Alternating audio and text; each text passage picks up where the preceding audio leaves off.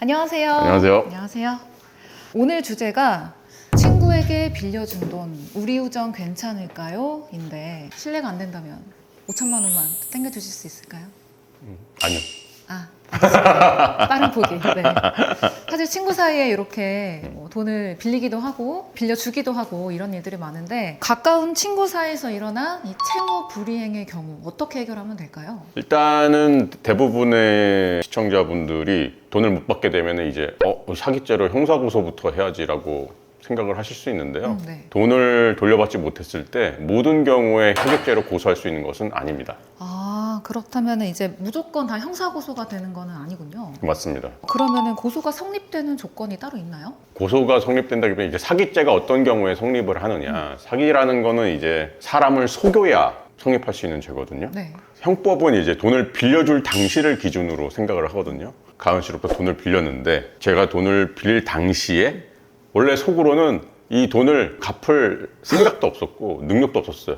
거짓말이네요. 예, 그런데 가은 씨한테 언제까지 무슨 돈이 들어오는데 그 돈만 들어오면 너한테 바로 갚을 수 있어. 이런 식으로 거짓말을 해서 돈을 빌렸다. 그럼 이거는 사기... 이런 경우에 사기죄가 성립할 수 있어요. 네. 그런데 제가 이제 가은 씨한테 돈을 빌릴 시점 기준으로 돈을 갚을 생각도 있었고 능력도 있었어요. 그런데 갑자기 뭐 이제 코로나가 터진다든지 해가지고 사업에 망한다. 네, 그런 식으로 해서 사정이 갑자기 어려워져서 못 갚게 됐다. 이런 경우에는 사기죄는 성립하지 않고 단순히 이제 채무불이행으로 민사적인 책임만 부담하게 됩니다. 그만큼 신뢰관계가 있는 사이에서 돈을 빌려줬을 텐데 또 이런 상황이 생기면 굉장히 난감할 것 같아요. 그런 상황에서 상대방에게 우리 돈을 빌리는 조건을 좀 명확하게 서류로 남기자. 차용증. 예. 차용증을 요구하기가 좀 어려울 수 있는데 맞아요. 좀 민망하죠. 네. 우리 사이에 뭘 그런 걸 써라고 하면 맞아요. 내가 너무 속 좋았나 이런 생각할 수도 맞아요. 있고. 근데 계약서를 작성하는 이유는 관계가 틀어지거나 법률적인 분쟁이 생겼을 경우를 대비해서 작성하는 거거든요. 조금 어려운 말로 표현하면 금전소비대차 약정서 내지 금전소비대차 계약서를 작성해 놓는 것이 좋습니다. 금전소비대차 계약서요? 네, 그게 차용증이라는 거죠? 맞습니다. 그렇다면은 이 차용증 말고 금전거래 내용을 남긴다면은 어떻게 또 방법이 있을까요? 돈을 빌려줄 때 현금으로 인출해서 주시는 것보다는 은행 거품. 계좌 계좌 송금으로, 이체로. 계좌 이체로 보내드리시는 게 좋고 또 계좌 이체를 할 때 우리가 이제 메모를 남기잖아요. 맞아요. 메모를 남길 수 있잖아요. 그래서 상대방 쪽 계좌에 차용금이라는 문구가 남길 수 있도록 송금하시면 좋고 돈을 빌리기 전에 주고받았던 대화를 녹음을 하시거나 네. 아니면 주고받았던 메시지 같은 거를 지우지 말고 계속 보관하시는 게 좋죠. 미리미리 백업을 해둬야겠네요. 그렇죠. 그렇다면은 이것도 혹시 중요한가요? 어디에 쓸 건지를 알고 있는 거? 근데 저라면 물어볼 것 같아요. 제 친구가 저한테 야, 한 1,000만 원만 빌려줘. 한 달 있다 갚을게. 한 달? 그럼 너 이거 1,000만 원 어디다 쓸 건데? 라고 물어볼 것 같아요. 그거 좀 자연스럽다. 네. 우리 집 애가 너무 아파서 갑자기 병원비를 써야 되는데 지금 잠깐 좀 현금이 좀 없어서 너한테 잠깐 빌리는 거야 라고 말할 수도 있고. 네. 근데 만약에 나 이거 지금 강원랜드 가서 도박하는 데 쓸 거야. 진짜 이번엔 진짜 될 것 같아. 네. 저 사람은 안 빌려줄 것 같아요. 그래서 실제로는 도박에 쓸 것이지만 빌릴 때는 거짓말 칠 수도 병원비라고 있겠네요. 거짓말하는 사람들이 있어요. 도박에 쓰이는 돈일 때는 빌려주지 않는다고 하셨는데 타짜의 아기 같은 친구예요. 미쳤어. 막 손이 금손이야. 막 그래도 안 빌려주실 겁니까? 일단 좀 많이 떨어져요 이게. 유명해. 저는 안 빌려줄 것 같아요. 대답이 조금 느리셨는데. 좀 고민을 했는데 그래도 안 빌려줄 것 같아요. 왜냐면 이게 도박이란 게 이게 너무 확률이 떨어지는 게임이잖아요. 그래서 절대로 이길 수 없다고 하더라고요. 그래서 도박에 쓸 거야 그러면 절대 안 빌려줄 거예요. 저 같은 사람 때문에 이제 돈을 빌릴 때 거짓말을 하는 거겠죠. 그러면 이제 경우에 따라서 사기죄가 성립할 수도 있는 거죠. 이렇게 돈을 빌려줬는데 연락이 두절됐어요. 잠수 탔어요. 돈을 갚기로 한 날이 지나버렸어요. 이럴 땐 어떻게 해야 되죠? 이제 그러면 내용 증명을 보내야죠. 내용 증명이 어려운 게 아니에요. 수신자는 발신자로부터 언제 얼마를 언제까지 갚겠다고 약속을 하고 얼마를 빌려갔다. 그런데 약속 시한이 지난 현재까지 돈을 안 갚고 있다. 그러니 언제까지 돈을 갚아라. 이런 내용이 들어가면 간단합니다. 그럼 최악의 상황일 때 이게 돈을 돌려받을 수 있는 안전장치가 있을까요? 안정장치가 있죠. 법률 용어로는 인적 담보와 물적 담보라고 부르는데요. 네. 물적 담보는 많이 들어보셨을 거예요. 이제 뭐 집에 저당권을 설정한다든지, 뭐 자동차. 네, 자동차에도 저당권을 설정한다든지. 그리고 인적 담보는 네. 다른 사람을 보증인으로 이렇게 세우는 거예요. 그러면은 보증인의 기준을 어떻게 세우면 좋을까요?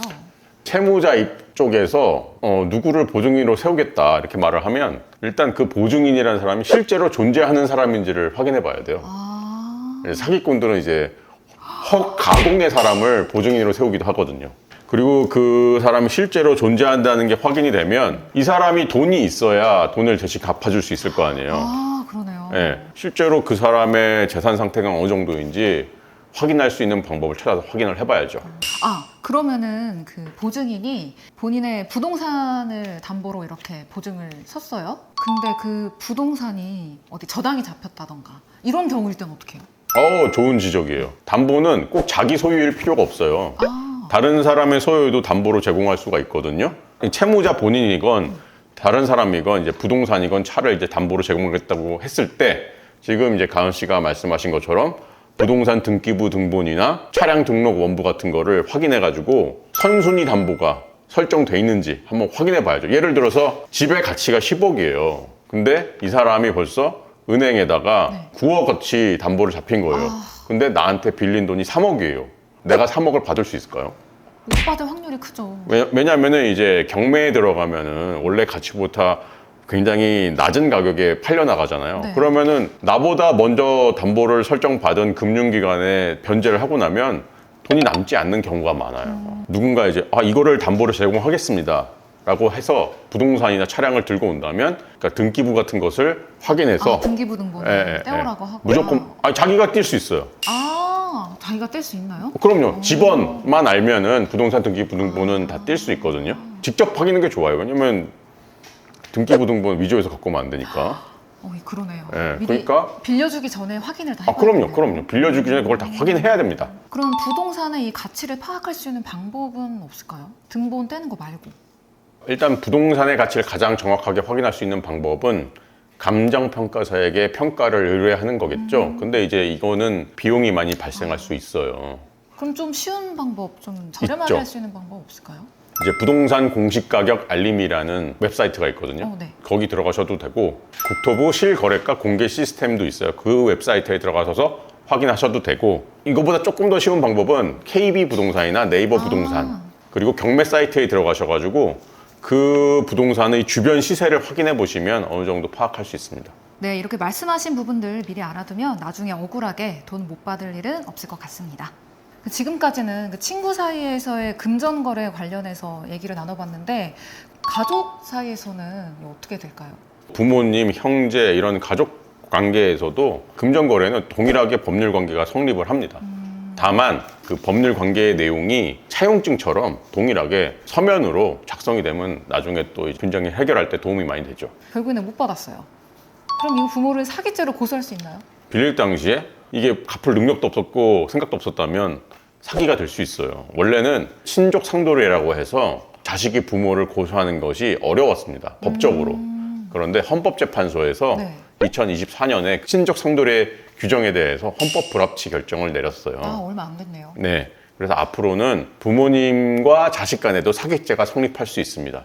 다만 이제 법률이 아직 개정되기 전이기 때문에 이제 지금 고소를 해 두시면 법률이 개정된 후에 수사가 진행될 거예요.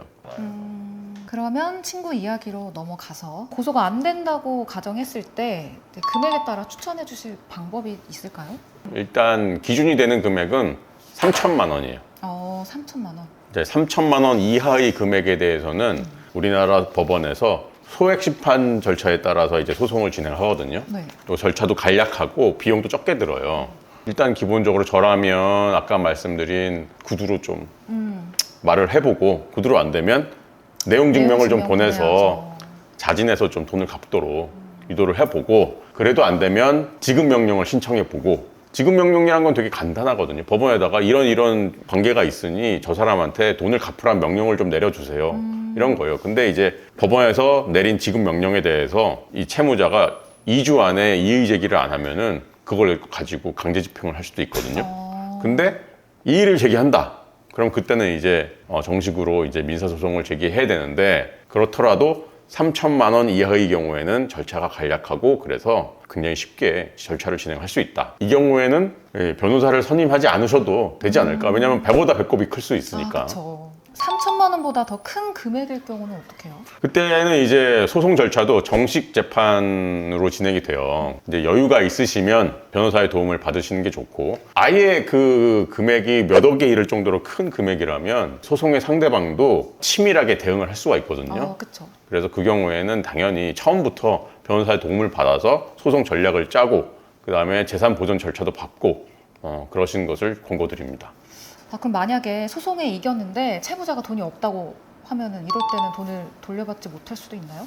맞아요. 이제 채무자에게 돈이 없으면 승소 판결을 받더라도 돈을 못 받을 수도 있어요. 그래서 승소 판결을 받은 다음에 신용정보회사를 통해서 그 사람의 그 신용정보나 재산 상태를 확인하는 방법도 있고, 승소 판결을 대비해서 이제 뭐 재산을 빼돌릴 수도 있거든요. 그런 경우에는 채권자 취소 소송이나 채권자 대위 소송을 제기해서 재산을 다시 찾아오는 방법도 있고, 그리고 이제 형사적으로 강제집행 면탈죄로 고소를 하는 방법도 생각해 볼 수 있습니다.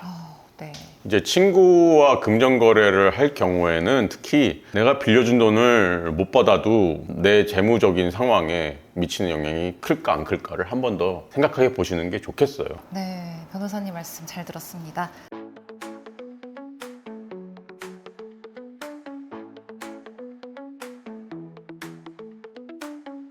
네, 특히 돈 문제가 생겼을 때 이 감정적으로 의존하지 말고 차분하게 그리고 현명하게 법적으로 해결하시는 걸 추천드리겠습니다. 네, 오늘 저희가 준비한 소식은 여기까지고요. 법 아저씨에 대해서 궁금하신 점이 있으면 댓글로 남겨주시길 바랍니다. 저희는 다음 이 시간에 더욱더 알찬 법 이야기로 찾아오겠습니다.